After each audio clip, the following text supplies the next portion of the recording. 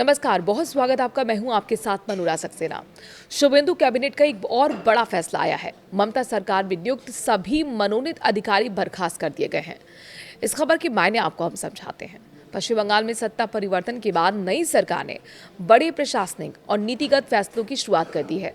मुख्यमंत्री शुभेंदु अधिकारी के नेतृत्व में सरकार ने राज्य के गैर संवैधानिक बोर्ड्स और सार्वजनिक उपक्रमों में नियुक्त सभी नॉमिनेटेड पदाधिकारी की सेवाएं समाप्त करने का आदेश दे दिया है।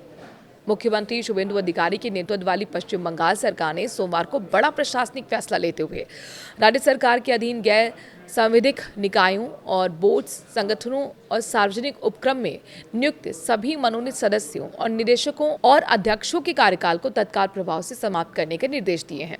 इसके साथ ही राज्य सरकार ने 60 वर्ष की सामान्य रिटायर्ड आयु के बाद एक्सटेंशन या फिर री अपॉइंटमेंट पर कार्यरत अधिकारियों और कर्मचारियों की सेवाएं भी तत्काल प्रभाव से समाप्त करने के लिए कहा है।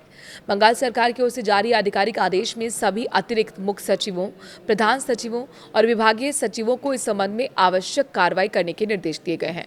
बंगाल सरकार के एक सीनियर ब्यूरोक्रेट ने बताया कि सक्षम प्राधिकारी की मंजूरी के बाद ये फैसला लिया गया है।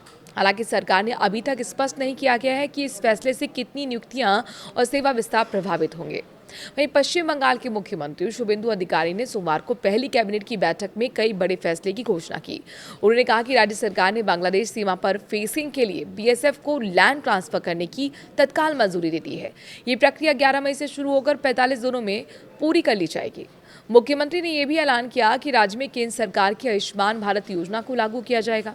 इसके अलावा केंद्र की अन्य योजनाओं को भी राज्य में लागू करने का फैसला लिया गया है। बंगाल सरकार की कैबिनेट ने गवर्नमेंट स्कूलों में नौकरी के लिए आवेदन करने वाली आयु सीमा में 5 साल की बढ़ोतरी को भी मंजूरी दे दी है। ये वादा चुनाव अभियान के दौरान केंद्रीय गृह मंत्री अमित शाह ने किया था।